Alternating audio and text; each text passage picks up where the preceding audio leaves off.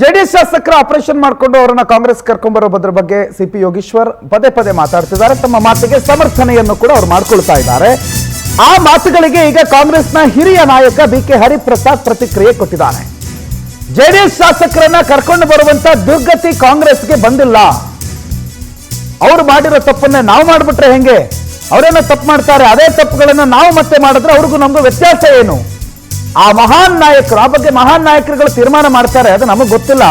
ಆದ್ರೆ ಕರ್ನಾಟಕದಲ್ಲಿ ಮೂರನೇ ಶಕ್ತಿ ನಮಗೆ ಬೇಡ. ಅವ್ರು ಯಾರು ಅನ್ನೋದು ವಿಷಯಕ್ಕೆ ಗೊತ್ತಿದೆ. ಆ ಮಹಾನ್ ನಾಯಕರುಗಳೇ ತೀರ್ಮಾನ ಮಾಡ್ತಾರೆ ಅಂತ ಪರೋಕ್ಷವಾಗಿ ಸಿಎಂ ಮತ್ತು ಡಿಸಿಎಂ ಬಗ್ಗೆ ಹರಿಪ್ರಸಾದ್ ಲೇವಡಿ ಮಾಡಿದ್ದಾರೆ. ಅದ್ರ ಜೊತೆಗೆ ಅವ್ರು ಮಾಡ್ತಾರೆ ಅಂತೇಳಿ ನಾವು ಮಾಡಿದ್ರೆ ಸರಿ ಹೋಗಲ್ಲ ಅನ್ನೋ ಮಾತುಗಳನ್ನು ಕೂಡ ಬಿಕೆ ಹರಿಪ್ರಸಾದ್ ಆಡಿದ್ದಾರೆ. ಕೇಳಿಸ್ಕೊಳ್ಳಿ ಅವ್ರ ಮಾತುಗಳನ್ನ.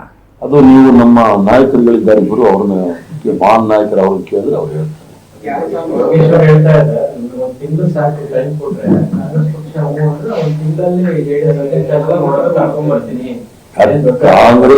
ಕಾಂಗ್ರೆಸ್ ಪಕ್ಷ ಅಷ್ಟೊಂದು ದುರ್ಗತಿನಲ್ಲಿಲ್ಲ.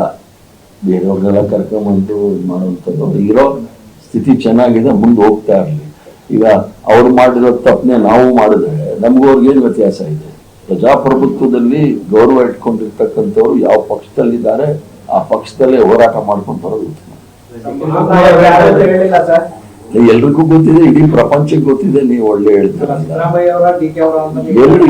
ಇಡೀ ಪ್ರಪಂಚಕ್ಕೆ ಗೊತ್ತಿದೆ ನಮ್ಮ ನಾಯಕರು ಅಂತ. ಅದನ್ನ ನಾನು ಹೇಳ್ಬೇಕಾ? ಒಳ್ಳೆ ಆಯ್ತಲ್ಲ.